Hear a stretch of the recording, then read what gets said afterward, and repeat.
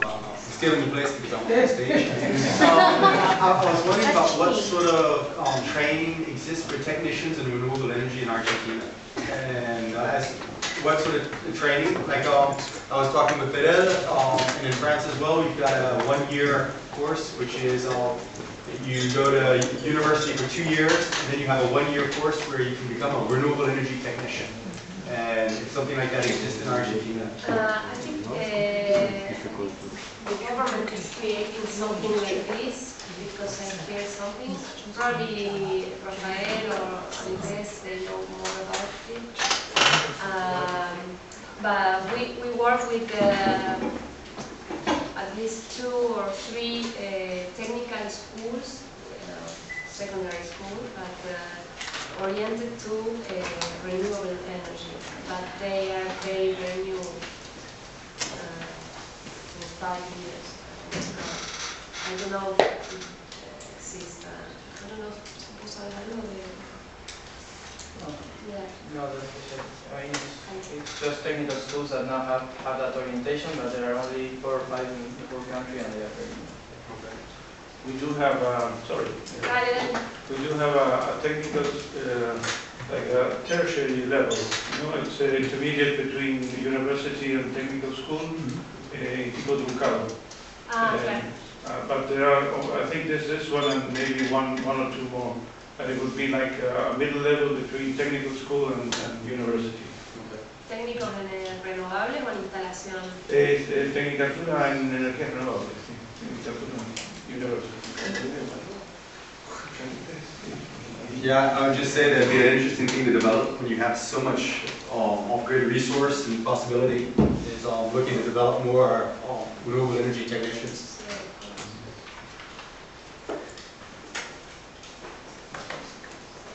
Okay, so let's go first. Then. Okay. Thank you very much for this good presentation. My question is, if you look at this kind of training, are not like we do in the university or in a research center. It is for population or around.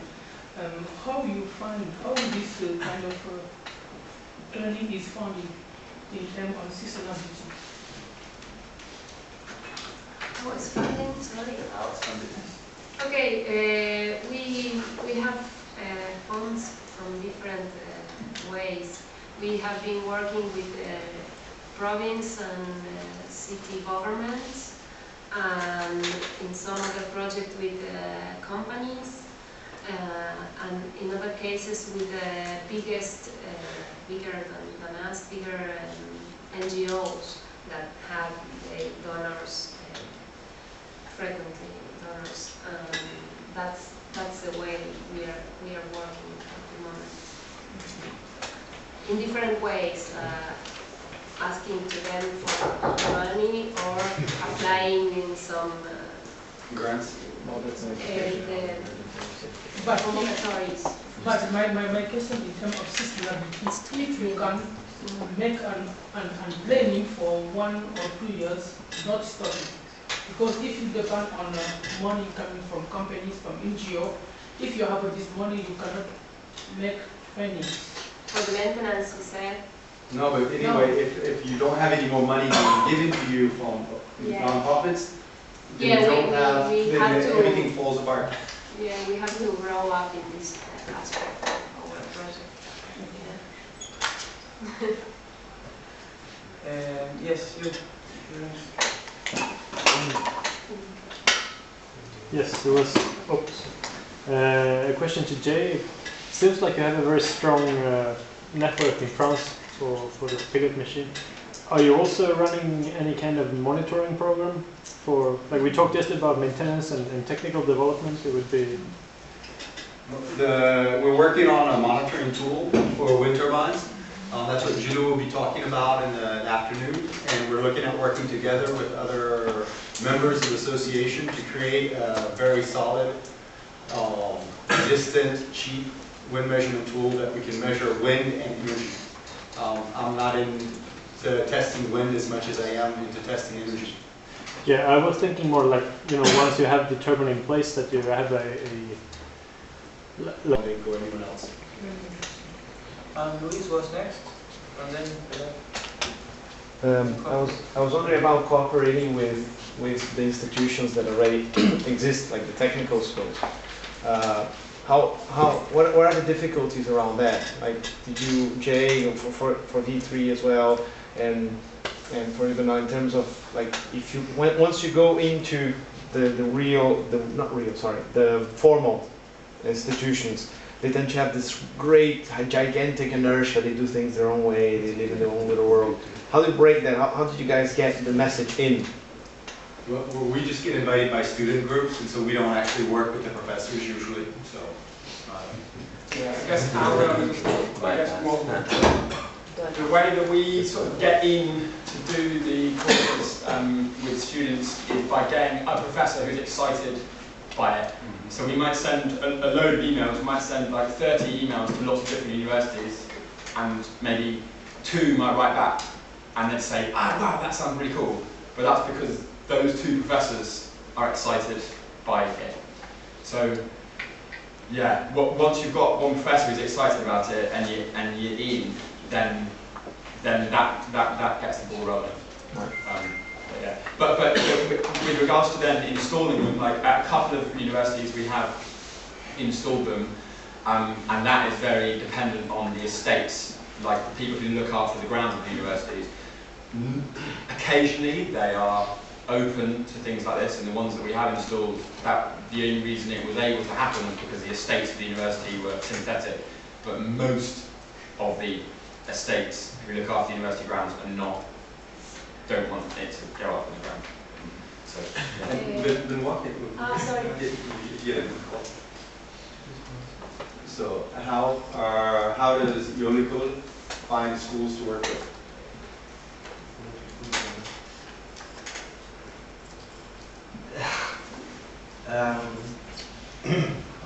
C'est comment tu trouves les projets? Comment le projet ça a été? Comment on trouve le projet?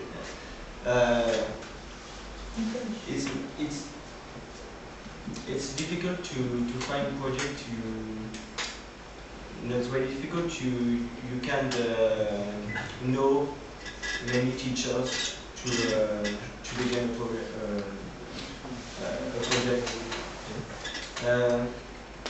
We have it's very difficult to have trouver du financement que d'avoir un projet plus global qui s'applique plus dans la France, c'est vraiment beaucoup de parcours qui va chercher les projets en connaissant les professeurs. C'est plus avec les relations qu'autre chose. C'est le problème qu'on avait avec les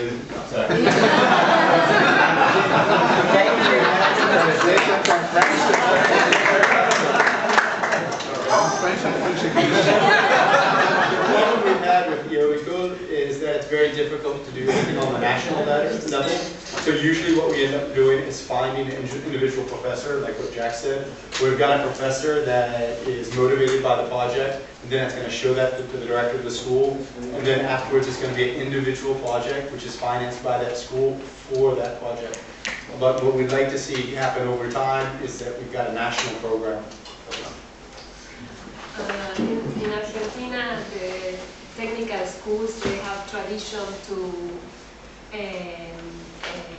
make projects for social things, you know, so a lot of them have very motivated to do this kind of project. And also it's a good, it's a dream for us to be in the bureaucracy of these schools and to install this project like a school project. You know, every year a group of students making a wind turbine installing some games. Also, the technical schools are like factories of windmills because they work the wood, the metal, and electricity. So they Okay. But at the moment, yeah, they have tools, Want to lot of that? tools, Who has the materials, microphone? money. Perfect. A quick question, I think mainly to Jay. Can you explain this anomaly of a country with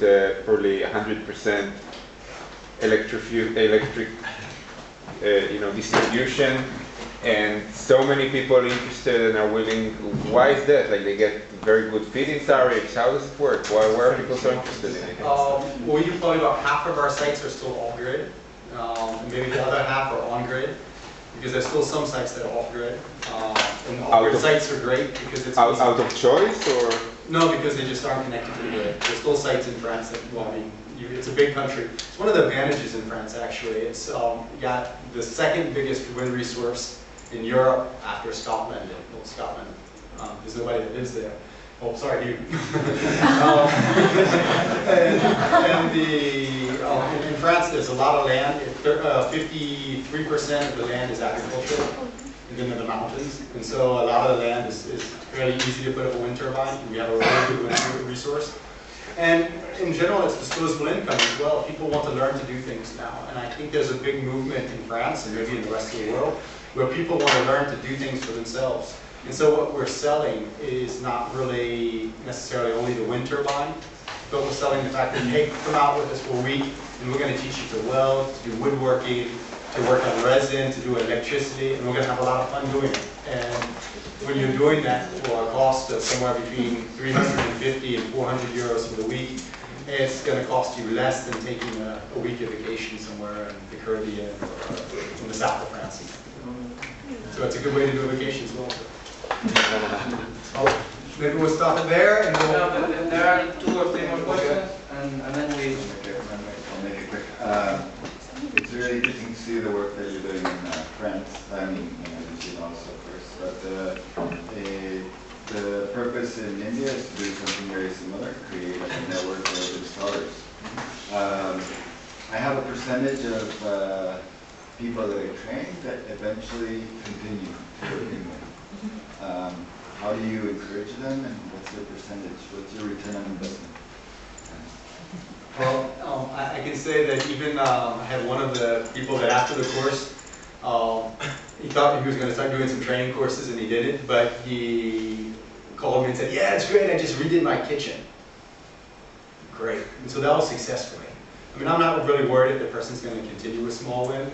I'm just trying to help them learn to do things and learn to become more independent, learn to do things by themselves. And so as people learn, I think it's great. I mean, all these people that are learning from this, and I'm passionate about small wind energy. And so if I can share a little bit of that passion, if it catches, great. If not, then there are a lot of other people that are there as well. And I'm not looking for really a return on investment. Okay, so yes, we're gonna stop it there. I know there's maybe more questions.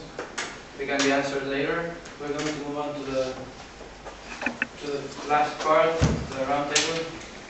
Luciana, can you stay?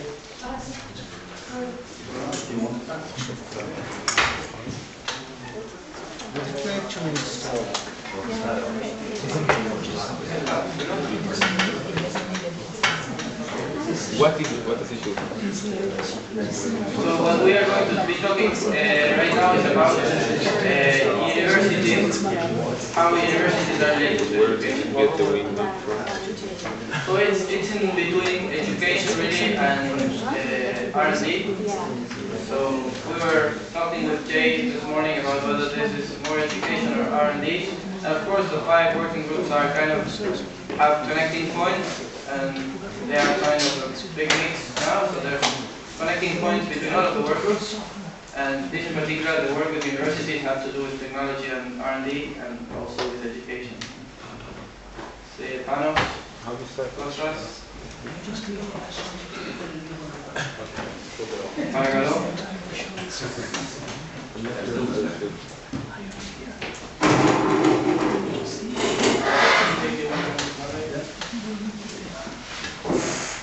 Okay, well, really the problem that I have with projects in the university setting is the fact that all this cool stuff's happening and I don't know about it. And so really what I want to learn from this panel is how we can start sharing some of the information on research that's being done. And also I get contacted often by universities that want to do small wind projects. And how I put them in also in contact with other people doing projects like this in the university environment. And I think it's a really good collaborative exercise to try to work together. And, well, I'll let you guys respond to that. don't know if you can use that microphone or this one.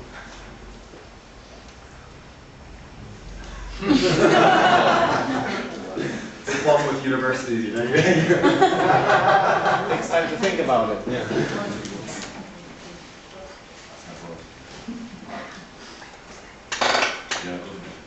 Yeah, sure, I'll take this one. Is this okay? Can everybody understand me? Because I really hate these things. Or is it needed? It's for for the live stream. But you can just use it.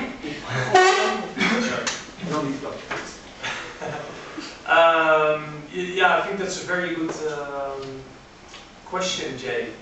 I think we can do, and I hope that before we all go home, we can come up with a better understanding of how to collaborate in that. Because I think we can do a better job in that. I've been working for 8 years in the corporates, and there they teach you how to be very structured. At least they try to teach you how to be very structured. I think clarification, the way that I see it is that I'm mainly interested for technical solutions of problems that really come from the field. So this needs to be translated in a proposal. So instead of a student coming to me like, hey, I want to do this, it would actually be great if we have proposals on the shelf.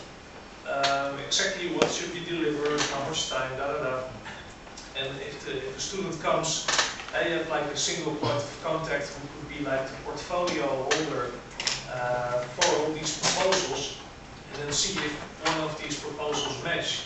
It's like a matching agency in that sense, not boyfriend is looking for girlfriend, but students trying to learn something, searching for a cool project that is relevant to investigate.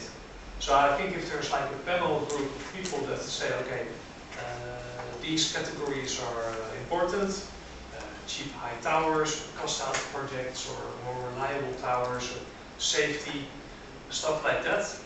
And then we have the proposals on the shelf, and if we upfront have the building blocks, then I think it's also easier to align. Also regarding tools, some people use console, which is not open source, and other people use FEM. So also if we could share the tools, then it will be easier for each other to build upon each other and standing on each other's shoulders, so to speak. So to answer your question, I don't think we're really organized at the moment, and it would be great if we could maybe during the trip, or during lunch, or during years, have also a small group together. Everybody is of course invited to see how we're going to do that. I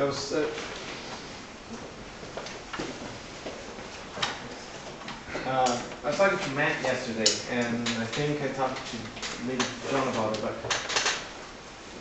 just to go into the same way that you're talking about, with our organization, a lot of the scientific community, we have the bad habit of publishing stuff on obscure papers that only we read, and nobody else does. You don't understand. And people don't understand. And what if Women Empowerment could have its own obscure journal? Okay, said like that, it's not very sexy. But I mean, we can have newsletters to say what we're doing. That's great. But what if we had an actually publishing medium among ourselves, either for projects or like a magazine for Women Empowerment, but it's not without the objective of being a newsletter or just, hey guys, this is what we do. No, it's more like if we want to exchange information in a sort of in a scientific lab where we could write down the methods that we use, how we use it, what we achieved as a result. Like the website? Like the website, for instance, yeah. That would be, but it needs to be peer reviewed. That's the point. It's not like you write it down, like people need to read it and approve that it should be posted or not. Yeah. Because without peer review, we're just gonna saturate ourselves with information. We're never gonna know what's about what. That's just a suggestion. Maybe that can help. Yeah, exactly. This is precisely why we have redeveloped the website, because it is a central platform that the fact that we're dispersed all the way across the world means it's very hard for us to work together. But having at least an online platform means there's one place that research that's currently being done can be reported, and other people can know about it and get in touch with those people that are doing that research and collaborate. And also that we can publish research that's finished, and to get peer review from our peers, many of whom are sitting around here today. So one of the new things that we'll be able to do in the website, which we probably could have done on the other one, but it was very complicated to do so. The whole idea, by the way, between redeveloping the website was to make it simpler, not just for users to access, but also for people to collaborate and to build the website, for you, our members, to build it. So the idea is that if you publish something on there, then that can be either be published straight away, or it can go for review from moderation before it's published. That way, for example, say I publish an article, I publish a blog post on data loggers, and Matt and Raphael are the geniuses with data loggers, so they are coordinating the working group here at the conference. So if I wanted to make sure that that article was or the post was completely correct, I would send that through the website to these guys, and they could check it over, and then it will be published for other people to see. So on Thursday, I'm not going to talk too much more about the website here, but on Thursday you'll all be coming to see me, and we'll be going through the website, walking through exactly how you can add content to it, and also it's a feedback session for you to tell me and the Wind Empowerment team how we can make the website work so that you can collaborate between each other.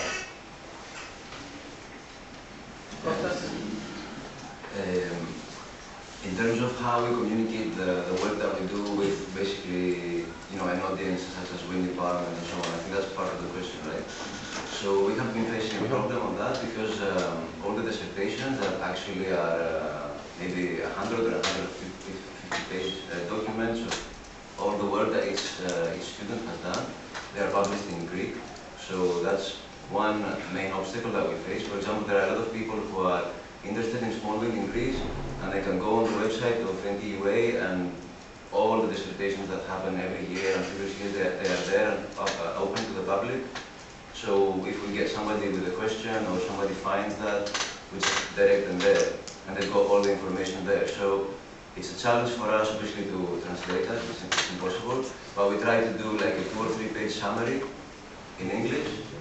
But it's not part of the worksheets that the students are obliged to do. So we try to go into like a small student conference after the end of the dissertation, and just try to get the students to put an extra effort and make that in English. And all that information, at least the dissertations that we have managed to get into this 2 or 3 page summary in English, they are all uploaded and people can download them from our website, rural.net. So that's one. Maybe an idea then is to do that also with Senegal. It's the same problem with all of the documents that are in French, and to try to encourage to have at least a 1-page abstract, and then afterwards with the contact information of the student that did the project. And can we put that abstract on the Wind Empowerment website? So say someone searches for generator bench testing on the Wind Empowerment website, it should come up with the students that have done bench testing projects at the NTUA. That can then link to the original Rural posting of the article. That's exactly the structure that we have in Rural. We've got an abstract, the name of all the people involved, and you can download the small version in English or the big version in Greek. So it's just. But I think making that link so that that information is available to people who aren't here at the conference now, who don't know that Rural is a specialist in bench testing. So there's one central place, the Wind Empowerment website, where you can type in what you want to know about, and all of the research that's been done in that area comes up, a summary or the full article on the Wind Empowerment website, but at least a link so that someone knows that that stuff exists and where they can find it. I'm just mentioning that this kind of structure that we're talking about already exists, but it's just a matter of Wind Empowerment website doing something similar and just transferring information. Exactly, literally just copying and pasting it. It's already there, and Wind Empowerment is here to not necessarily reinvent the wheel, but just provide links to make sure that people know what all of this interesting stuff that's going on around the world. Yeah, that'd be really interesting. That's something that Fidel and you can take care of making sure it gets uploaded, and the students know that, okay, if you do a wind power project, here, put it on the site. And then there is this second part, which has to do with models that are developed, which you will see on Thursday. So it's a goal of the group to create open source models, open source user interfaces that have all these models. And we've been working on that for many years, and now we are very close to publishing them. Thursday, first go. And all of the models are in English. The models are code. It's code which is which equations that describe the physical models, and all the comments are in English in the code. Right. I was just wondering, do people keep track of all of the problems that they experience in the field? So is there detailed documents that documenting what's breaking and why it's breaking? And is there patterns of sort of correlation with this thing is always breaking or that thing is always breaking? Or is the faults of these things sort of very specific to the country that they fit into? How is that? I can answer that. For the moment, not really. We keep the record in our brain mostly, but we develop a new website. So we will have all the information. We will have a map, so triple-M website, so we can add links, and we will have a map with all the turbine, and we will have all the story of the turbine and all the problem the owner face. Argentina? Argentina? Yeah, there was a talk about you investigated 100 or something? Or? There is a web page about the organization. No, pero dice acerca de los problemas que tuvieron los molinos, si hay como un registro de las cosas que se rompen más frecuentemente. In the Google Drive, we have all the information, and we compile all the information and we to then share it. But we are in progress. We are making surveys for all the people of the project about the Cerro Frigio, no? Sí, generar el permit. Ah, the permit? Ah, yes, but this is the other other information that we don't have. This information. Like they're gathering it for this community, but like the big province project which is 1,500 turbines. I think John might know about that. Yeah. I think there are statistics about what it exists. The government body that installed 1,500 turbines has a big database, and every time one of the users calls them and says, "Oh, my blade's broken," or "My batteries have worn out," they write that down in the database, and for every turbine they have a plot of when it's been operating, when it's out of service, and they have a big pie chart of the number of failures, number of turbines that are currently in service, but that are out of service and have to be completely replaced. They have all these different categories. This information exists. Is this big turbines? We don't access with this. But this is precisely the problem. Are you talking about Piggott turbines in Argentina? No, this is 1,500